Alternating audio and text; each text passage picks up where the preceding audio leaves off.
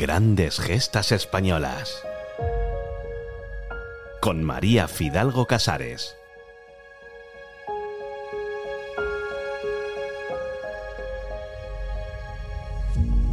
El Camino de Santiago sigue viviendo momentos históricos, nuevas rutas, una fuerte modernización tecnológica y se espera superar al cierre del año una cifra nunca antes alcanzada, los 570.000 peregrinos. Diferentes circunstancias y personalidades gravitaron a lo largo de los tiempos en el logro de este fenómeno cultural y espiritual de alcance global. Pero sorprendentemente, las más recientes son las menos reconocidas.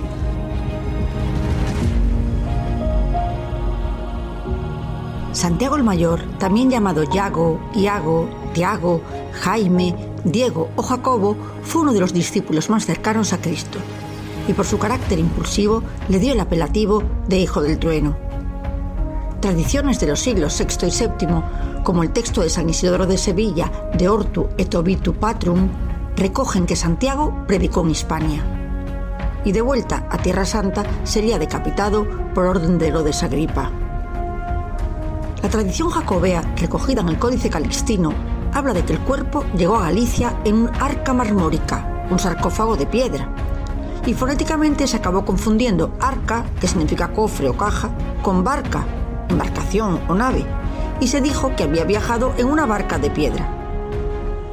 Lo cierto es que decidieron darle allí sepultura porque había logrado muchas conversiones, y no era extraño, ya que las reliquias viajaban entonces con gran profusión.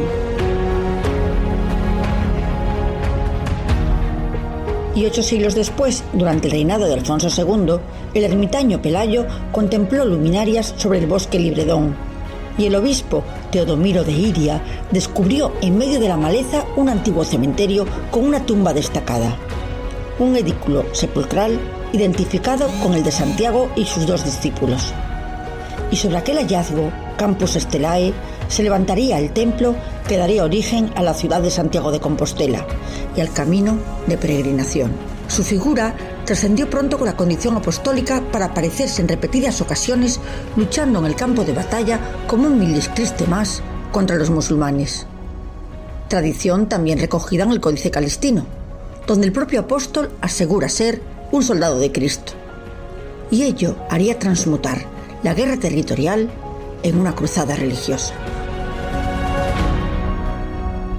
Y sin entrar en disquisiciones sobre la veracidad, lo relevante es que los cristianos de entonces así lo creyeron y actuaron en consecuencia. El Hijo del Trueno se convirtió en el símbolo espiritual de un pueblo que bajo su amparo encontró fuerza en momentos decisivos de su historia, la lucha contra el infiel y la recuperación de Hispania para la cristiandad. De ahí que durante siglos la caballería española combatiera al grito de «Santiago y cierra, España».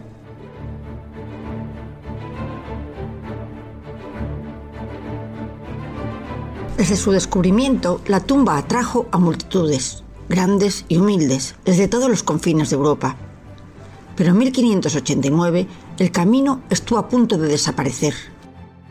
España sufría la mayor ofensiva naval hasta la fecha, un brutal ataque superior a la mal llamada Armada Invencible, capitaneada por el británico Francis Drake, que los españoles llamaban el Drake. Su dimensión fue minusvalorada durante siglos por la historiografía española y ocultada por la británica hasta la aparición de la trascendente obra La Contraarmada de Luis Gorrochategui. Los protestantes eran demoledores en la destrucción de los símbolos católicos y sentían un especial placer en profanarlos. El arzobispo, don Juan de San Clemente, consciente de que Santiago sería su blanco principal, reunió al cabildo metropolitano y acordó poner a salvo cuanto de valioso había en la catedral y trasladarlo a la catedral de Orense y a la fortaleza de Camba, en Lalín. La tradición cuenta que en el último momento el arzobispo se negó a que las reliquias del apóstol, la pieza más codiciada, abandonaran Compostela. Y su frase, ya legendaria, sería profética: «Dejemos al santo apóstol, que él se defenderá y nos defenderá a nosotros». Decidió, por tanto, junto a sus más próximos, ocultarlas dentro del propio templo. y con el mayor sigilo rompieron el pavimento, excavaron hasta la roca y levantaron un nicho rectangular dentro del ábside, tras el altar principal, de 1 metro de largo por medio de ancho y fondo. La traslación debió hacerse de noche, porque así lo indican las gotas de cera que salpicaban algunos huesos. Y todo fue cubierto después con tierra y escombros, y nada quedó registrado. La intención era que los restos los devolverían a su lugar cuando los ingleses se retiraran, pero nunca sucedió. El arzobispo murió y el secreto se perdió en la noche de los tiempos, y por mucho que los buscaron, nadie fue capaz de encontrar los huesos del santo. La frase había sido profética, aunque nadie entonces lo sabía. Dejemos al santo apóstol que él se defenderá y nos defenderá a nosotros. Y es que Felipe II estaba reuniendo en el Escorial las reliquias más sagradas del mundo, y un informe oficial recomendaba trasladar allí los restos de Santiago. Pero al estar los restos desaparecidos, el apóstol no se vería obligado a abandonar Compostela. Y por otro lado, el ataque inglés ingente en armas y hombres fue repelido de forma casi mágica en la pequeña localidad de La Coruña. Una victoria que frenó los ambiciosos objetivos de Inglaterra y que fue la salvaguarda de lo que hoy conocemos como hispanidad, de la que Santiago es patrón. Y durante 300 años los peregrinos rezaron sobre una cripta vacía, ignorando que yacía bajo el pavimento de la catedral. A finales de los años 70 del siglo XIX, el dinámico arzobispo Miguel Pallá y Rico se encontró con una catedral que había perdido su lejano esplendor y quiso dar trascendencia a su mandato. Comenzó por lo más importante y difícil, recuperar las desaparecidas reliquias de Santiago, y mandó recabar de modo discreto toda la información posible para iniciar la investigación. Disfrazó los trabajos de búsqueda en la catedral de obras de mejora.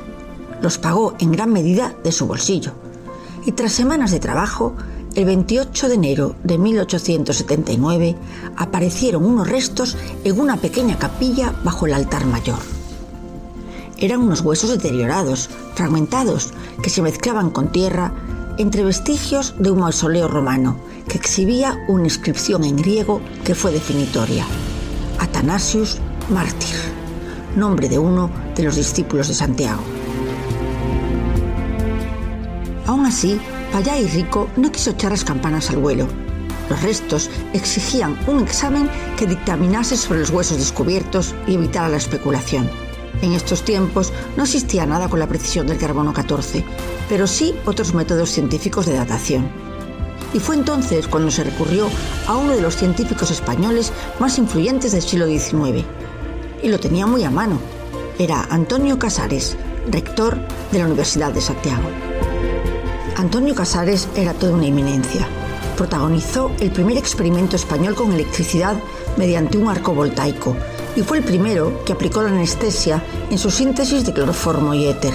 Pero en este caso lo que se valoró fue que estaba considerado un genio de la química moderna aplicada y sería el mejor garante de un examen con rigor científico en el delicado proceso de verificación. A ello sumaba su acreditado racionalismo y honestidad. Le unía una amistad tan estrecha con Isabel II que en su correspondencia personal se dirigía a ella como Isabelita. Eso no fue óbice para que sus convicciones le llevaran a caudillar la revolución gloriosa que la destronó. Y la popularidad de su erudición era tal que cuando murió se dijo en Santiago: «Morreu Casares, escarallouse a química». Murió Casares y se estropeó la química. Casares eligió a 2 catedráticos especialmente cualificados para que le acompañaran en el estudio: Francisco Freire y Timoteo Sánchez. Y tras descartar 365 fragmentos óseos indeterminables, la primera conclusión fue muy esperanzadora. No había duda, los huesos correspondían a 3 individuos. El siguiente paso incluyó un análisis químico de la composición orgánica e inorgánica de cada uno. Los compararon con los datos de Berzelius sobre huesos contemporáneos y con los de Girardin sobre un esqueleto céltico, y concluyeron que la antigüedad era compatible con los primeros siglos del cristianismo. Su análisis no resolvió la identidad de los restos, pero sí aportó pruebas científicas de que eran perfectamente compatibles con la versión de la fe. Casares y sus colegas fueron prudentes pero cruciales.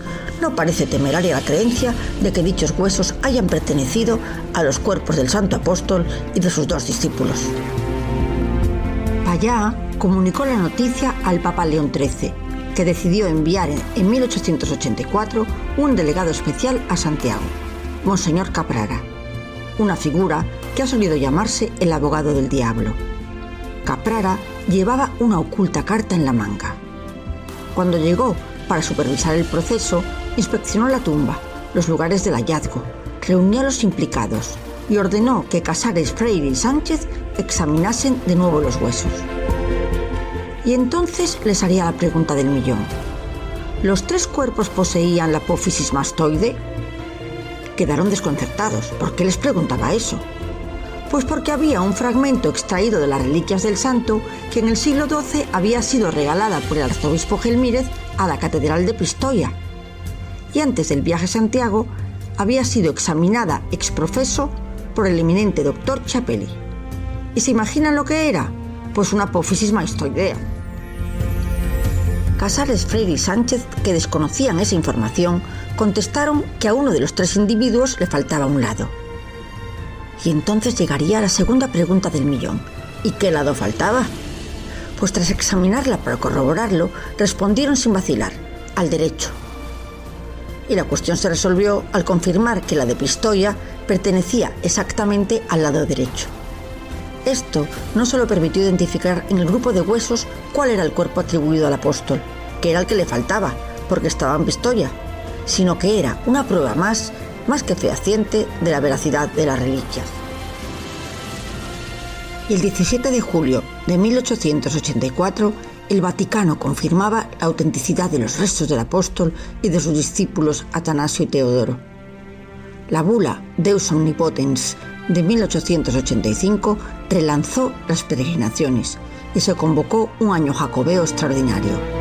Casares fue ensalzado en todos los ámbitos de la sociedad científica, eclesiástica y ciudadana, pero evitó todo protagonismo y siempre insistió en que no había sido un logro personal, sino del equipo de los 3 científicos.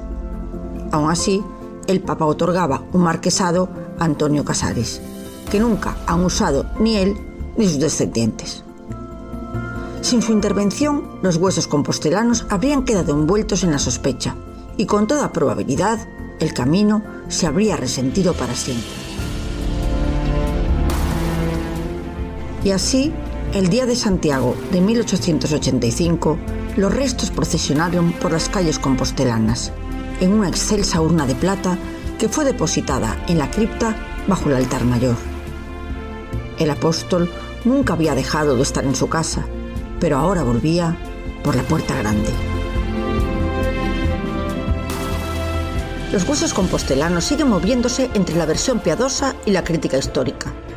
En el siglo XIX, la ciencia intentó dar respuestas con los medios disponibles, y en el XX se abrían interpretaciones como la que sostiene que el enterrado es el hereje prisciliano, obispo gallego que defendía la austeridad de la Iglesia y el sacerdocio femenino.